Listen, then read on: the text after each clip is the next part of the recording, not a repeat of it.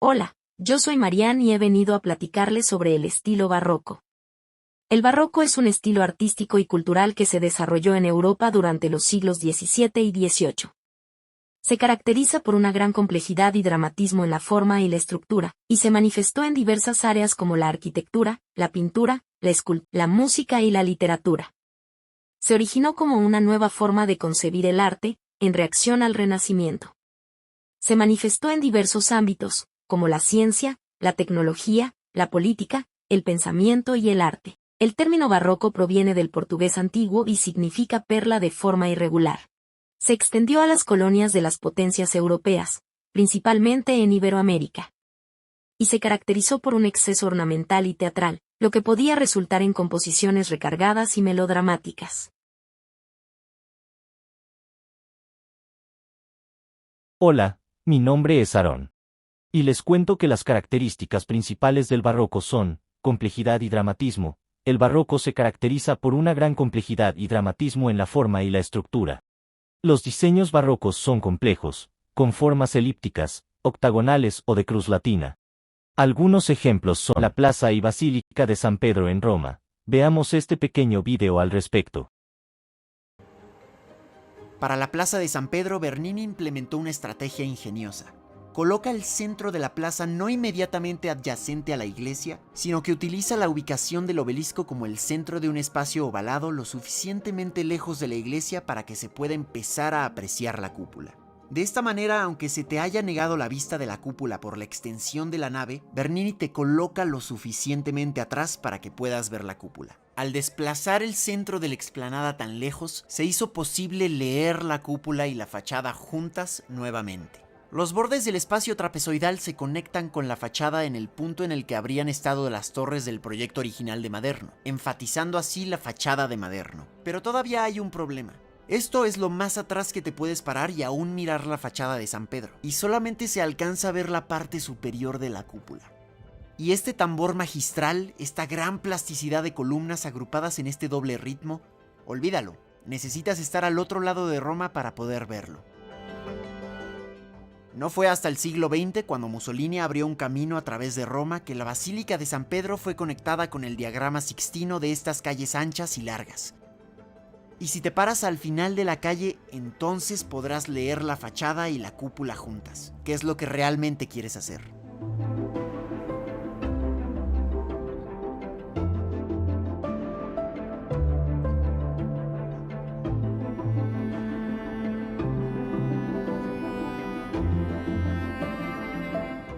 Y si observas la relación entre la basílica y la plaza, casi parece como si la hubiera volteado, de modo que el lugar donde se encuentra el obelisco, de cierto modo refleja el lugar donde se encuentra la tumba de San Pedro debajo de la cúpula. Y estas escaleras que están frente a la fachada se convierten en una pieza de unión entre la iglesia y la plaza. Y si te paras en estos puntos específicos que están marcados en el pavimento, las filas de columnas que forman la plaza se alinean de modo que solo ves una fila de columnas.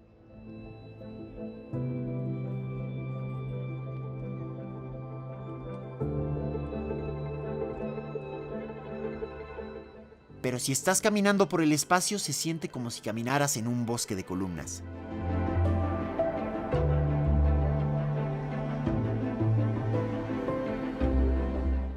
Y mira también cómo Bernini termina el espacio de la plaza. Coloca la fachada de un pequeño templo romano al final de la columnata.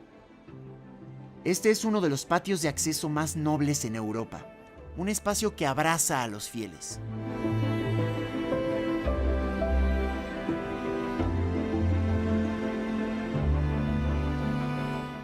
Y este es un dibujo hecho por Bernini donde muestra su concepto para la columnata.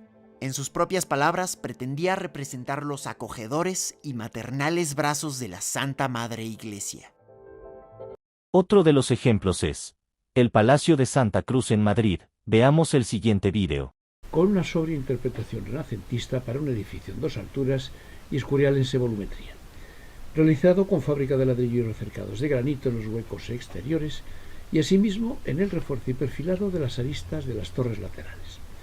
Torres que se cubren con los tradicionales chapiteles austriacos característicos de los Habsburgo, ya empleados por Juan de Herrera en el Escorial. El resto de la cubierta, también en pizarra y con acusada pendiente, Está jalonado con ventanas de mansarda que ventilan la planta bajo cubierta en el tercer nivel. De imponente aspecto y con escuetos elementos decorativos, según la tradición barroca española, un cuerpo central a modo de portada clasicista en granito jerarquiza e identifica la entrada al edificio, con un gran escudo y frontón triangular que emerge destacado sobre la línea de cornisa. Con una muy académica planta rectangular, el interior se horada e ilumina con dos magníficos y simétricos patios-galería de traza renacentista con arquerías de medio punto sobre columnas situados a ambos lados de una espectacular escalera.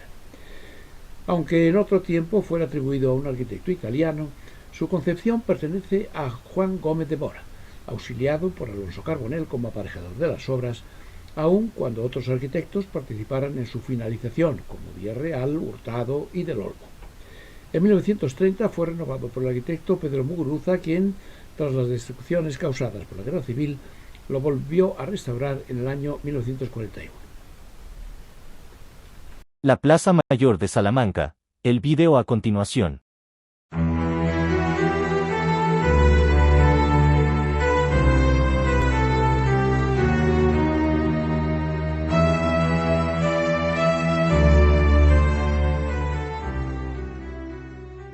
La Plaza Mayor de Salamanca. La Plaza Mayor de Salamanca fue construida en el siglo XVIII y su estilo es barroco. Es sin duda la más bella realización de las numerosas plazas barrocas españolas. El diseño es del arquitecto Alberto Churriguera. En su frente más importante se alza el ayuntamiento, creación de José Churriguera. La plaza es cuadrada y el piso bajo de arcadas de medio punto, cuyas enjutas están decoradas con medallones con retratos de reyes y personajes ilustres. Don Miguel de Unamuno la definió así: es un cuadrilátero irregular pero asombrosamente armónico.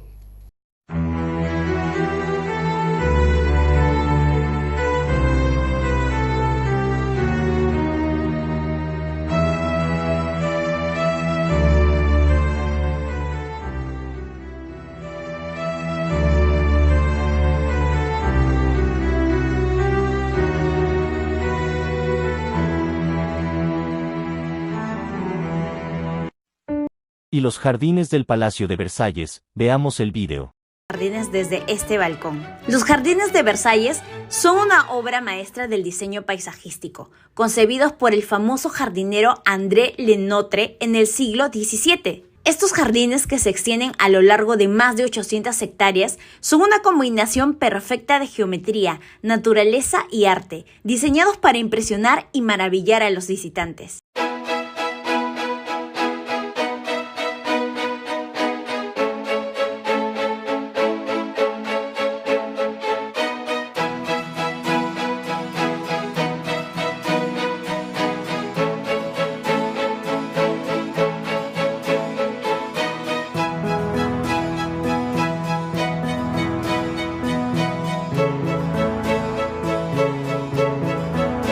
En cuanto al dramatismo, las obras barrocas suelen presentar escenas intensas y emotivas.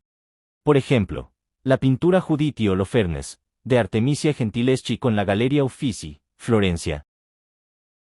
Otra de las características del barroco son movimiento y dinamismo. El barroco busca crear la ilusión de movimiento y dinamismo en las obras de arte.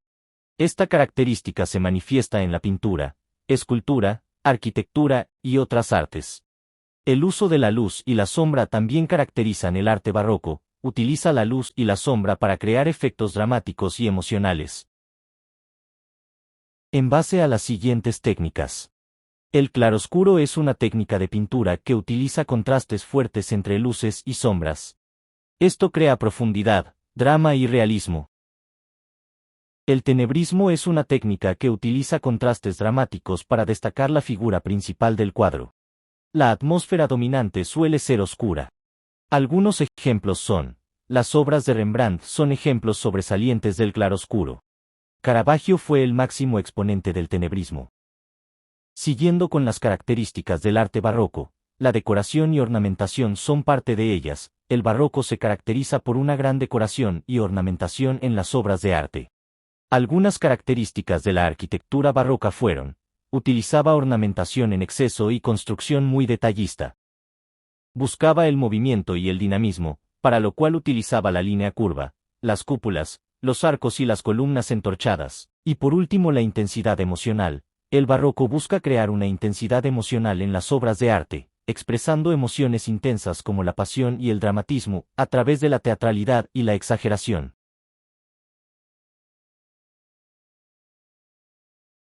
¿Qué tal? Yo soy Andrea. Dentro de los temas interesantes del barroco, les comparto que las áreas en las que se manifestó son: arquitectura. El barroco se manifestó en la arquitectura a través de la creación de grandes edificios y monumentos, como la Basílica de San Pedro en Roma. Esta es la iglesia más grande del mundo y el edificio más antiguo de la Ciudad del Vaticano. Es la máxima expresión de los estilos arquitectónicos renacentista y barroco. Otra de las áreas es la pintura. El barroco se manifestó en la pintura a través de la creación de obras maestras como La Noche Estrellada de Vincent van Gogh, realizada en 1889. Es una de sus obras más famosas y se caracteriza por su estilo postimpresionista. En cuanto a la escultura, el barroco se manifestó en la escultura a través de la creación de obras maestras como el Éxtasis de Santa Teresa de Bernini. Es una escultura de mármol del artista Gian Lorenzo Bernini que representa un momento de éxtasis místico de Santa Teresa de Ávila.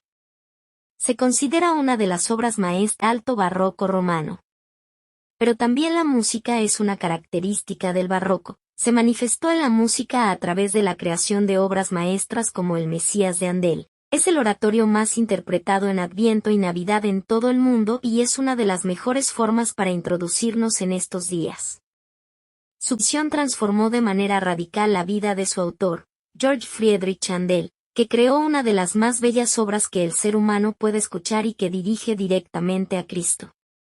Y finalmente la literatura. El barroco se manifestó en la literatura a través de la creación de obras maestras como Don Quijote de la Mancha de Cervantes, publicada su primera parte con el título de El ingenioso hidalgo Don Quijote de la Mancha a comienzos de 1605. Es la obra más destacada de la literatura española y una de las principales de la literatura universal.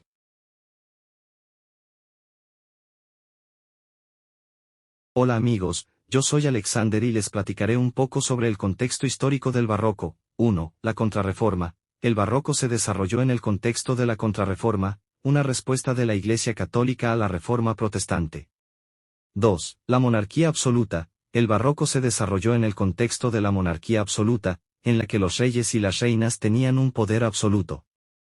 3. La expansión colonial. El barroco se desarrolló en el contexto de la expansión colonial, en la que las potencias europeas estaban expandiendo sus imperios en América, África y Asia. Me apoyaré con el siguiente vídeo para resumirlo. Caravaggio, Rembrandt, Velázquez, es increíble lo mucho que cambió el arte después del Renacimiento. Yo soy Seba de Historia en 10 y en este video vamos a hablar del barroco.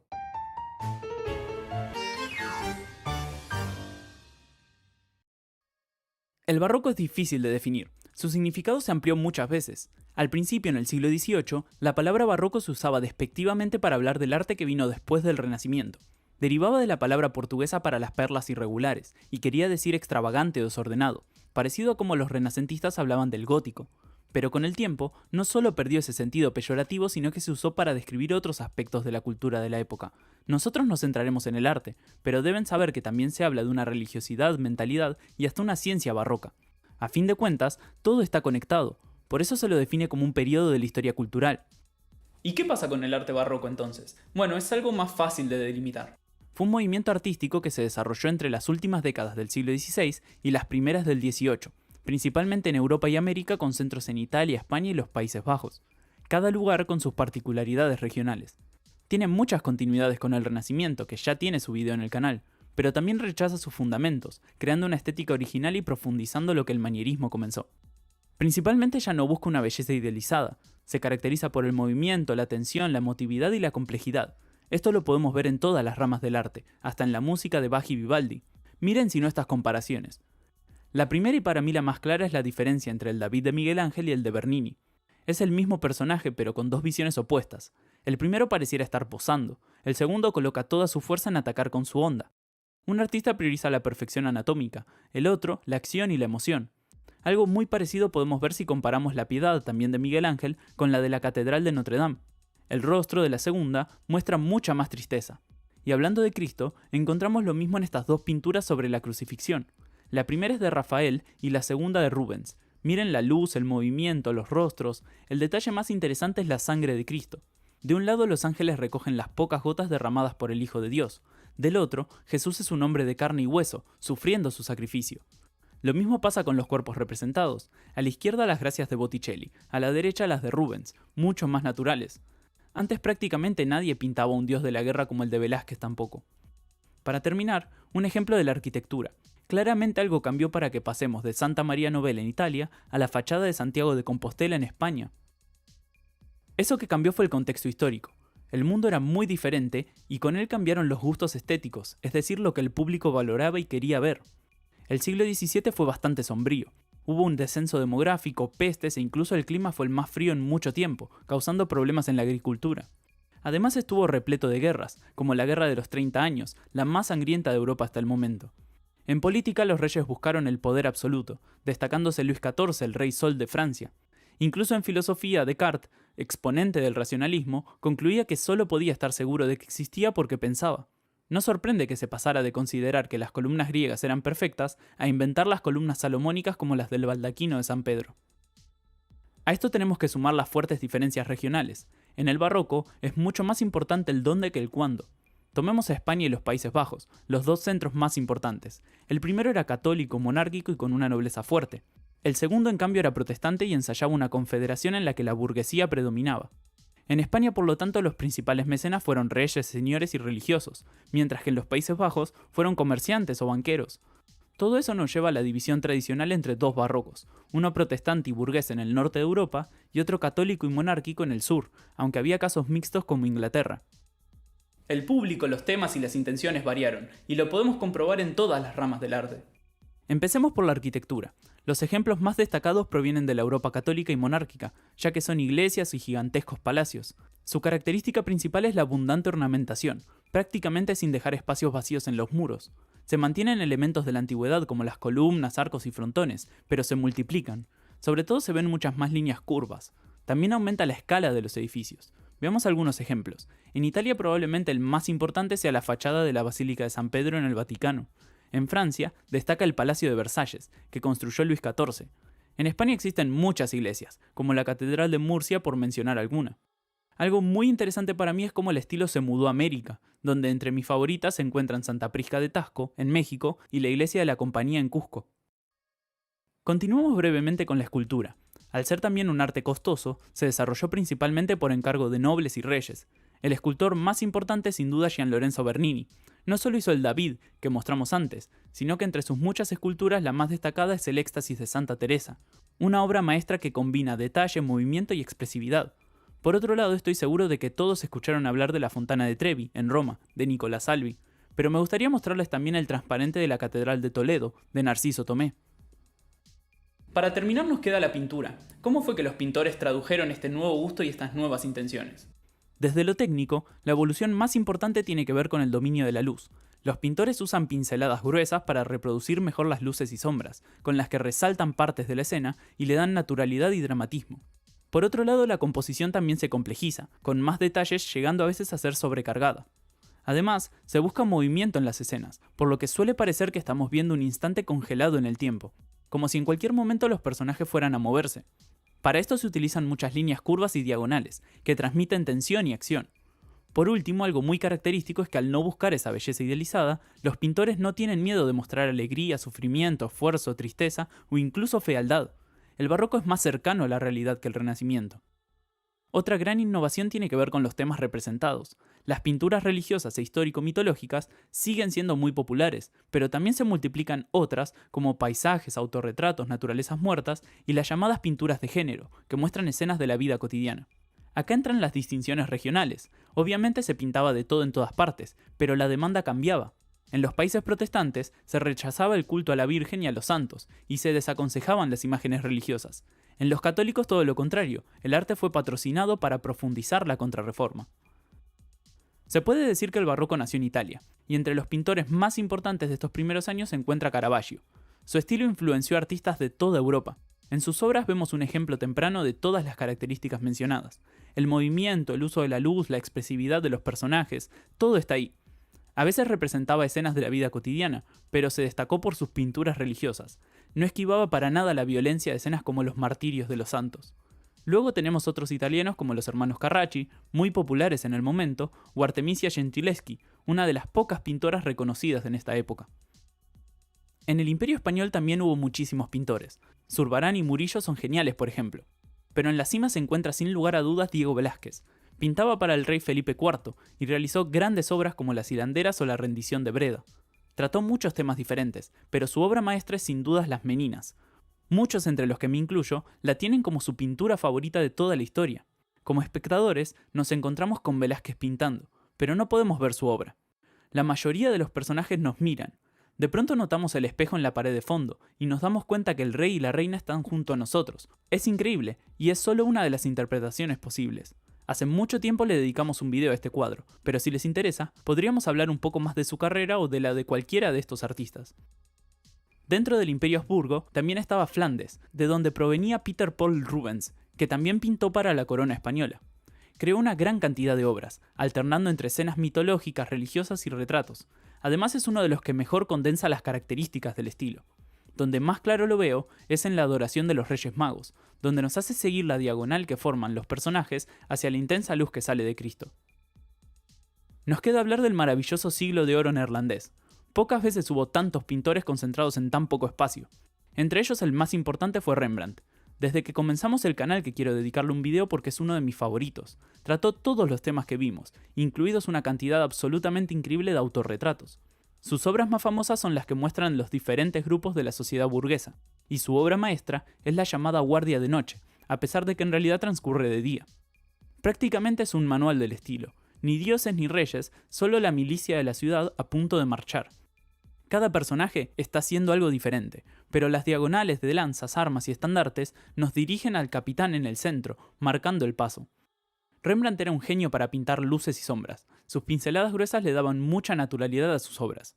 Pero el título de maestro de la luz le pertenece a Vermeer. Ya le dedicamos un video, pero su capacidad de convertir escenas de la vida cotidiana en obras de arte era increíble. Su pintura más famosa de todos modos es un retrato ficticio, La joven de la perla, también conocida como la Mona Lisa neerlandesa. A propósito deja el fondo oscuro para que nos concentremos en ella. Cada destello fue cuidadosamente colocado. Si se fijan, para la perla que cuelga de su oreja solo necesitó un par de pinceladas sueltas. El podio lo completaría Frans Hals. Nos quedaron afuera decenas de maestros, pero usamos algunas de sus obras a lo largo del video. El fin del barroco está marcado por la transición al arte rococó y luego al neoclasicismo. El primero es para algunos un barroco tardío, pero el segundo directamente lo rechaza para volver a la estética griega y romana. Pero eso es todo por hoy. Este video es doblemente importante para mí. Por un lado, es mi estilo favorito, y por el otro es una actualización del primer video que subimos al canal. Todavía lo pueden ir a ver porque lo dejamos para poder comparar cómo fuimos avanzando en el tiempo. Y qué mejor ocasión para reeditarlo que ahora que llegamos a los 100k. Muchas gracias a todos por acompañarnos hasta ahora. Díganos en los comentarios cuál es su estilo favorito, si el Renacimiento o el Barroco. Suerte y hasta la próxima.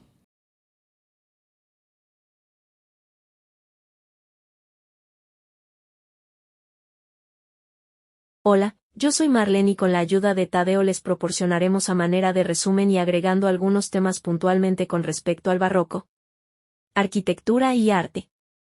El barroco es un estilo artístico y arquitectónico que se desarrolló en Europa entre los siglos XVII y XVIII. Donato Bramante, Michelangelo y Carlo Maderno fueron los arquitectos que diseñaron la Basílica de San Pedro en Roma, un icono del barroco. La Plaza Navona es un ejemplo destacado de la arquitectura barroca, ubicado en la Plaza Navona, en Roma. Bernini fue el escultor que creó la famosa fuente de la Plaza Navona. Esta obra maestra del barroco italiano fue encargada por el Papa Inocencio X y se inauguró en 1651.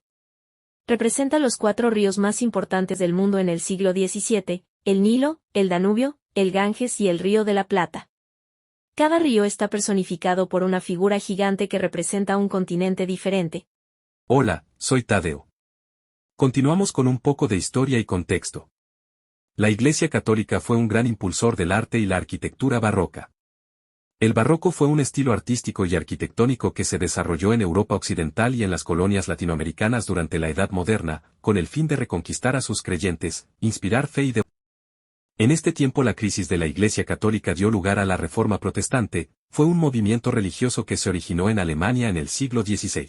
Se caracterizó por la crítica a la corrupción de la Iglesia Católica y por la búsqueda de un regreso a las raíces del cristianismo. Sin embargo, la Reforma Protestante inspiró la Contrarreforma, que a su vez impulsó el desarrollo del arte barroco. El barroco fue una respuesta de la Iglesia Católica a la Reforma Protestante. La Reforma Protestante desafió la autoridad de la Iglesia Católica y del Papa.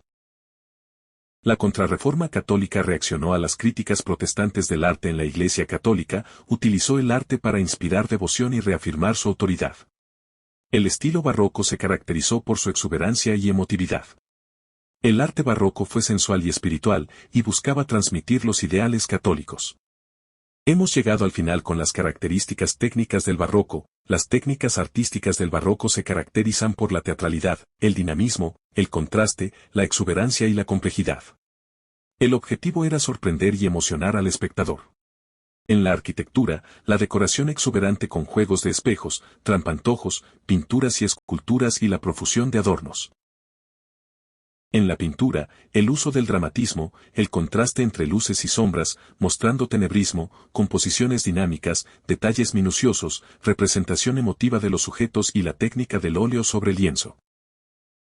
Muchas gracias amigos por la información que me apoyaron a proporcionar. Finalmente comentaré que a diferencia del equilibrio y la serenidad del Renacimiento, el arte barroco se caracterizó por su expresión emocional, dinamismo y escenificación teatral. Mientras que el Renacimiento buscaba representar la belleza y la perfección idealizada, el barroco se centró en lo dramático y lo naturalista. Agradecemos su atención, que tengan un día hermoso.